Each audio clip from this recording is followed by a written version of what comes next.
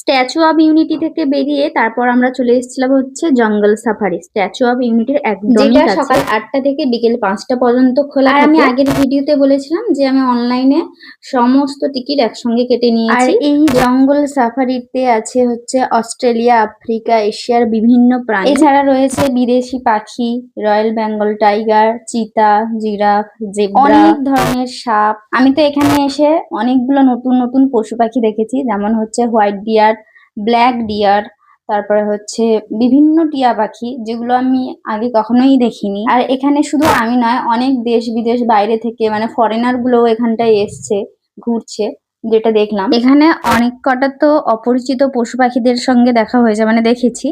আর কয়েকটা মানে একটাই পরিচিত পশুর সঙ্গে দেখা হয়েছে, যেটা দেখে মনও ভীষণ হাসছে আর আমিও একটু হাসি পাচ্ছিল, যেটা হচ্ছে গিয়ে শেয়াল।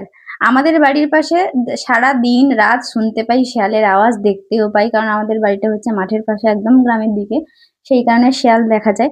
আর এখানে লোকের ছোট ছোট কালো পাতিহাঁস তো অনেকই দেখেছি, কিন্তু কালো রাজহাঁস আমার প্রথমবার দেখা এখানে এসে। আর প্রত্যেকদিন এত এত মানুষ আসছে, এখানকার পশু পাখিদের ভয় আর কাজ করে না, কারণ তারা তো রোজ রোজ কত কত মানুষকে দেখে, তাই তাদের মধ্যে আর ভয় কাজ করছে না। এটা ছিল হচ্ছে টিয়া পাখি, যেটা আমি প্রথমে ভেবেছিলাম হয়তো এটা পায়রা। এটার কালারটা একদমই অন্যরকম, হালকা লাল, হালকা ধূসর কালার, তাই প্রথমে পায়রা ভেবেছিলাম। তারপর কাছাকাছি গিয়ে যখন ঠোঁটটা দেখে বুঝতে পারলাম যে এটা টিয়া পাখি।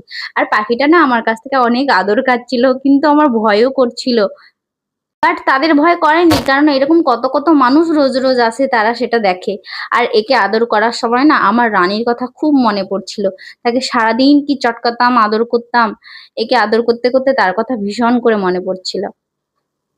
এখান থেকে বেরাতে তো আমাদের প্রায় 2 ঘন্টা সময় লেগে গেছে, কারণ এটা ছিল 375 একর জুড়ে অবস্থিত, আর অনেকটা ঘোরার ছিল।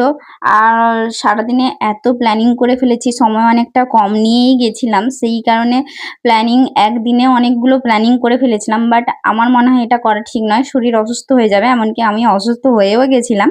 জঙ্গল সাফারি থেকে বেরিয়ে আমরা একটা সুন্দর মন্দিরে গেছিলাম, যেটা হচ্ছে আমি আর শর্ট ভিডিওতে দেব না, সেটা হচ্ছে লং ভিডিওতে দেব, পরের ভিডিওতে আসছে।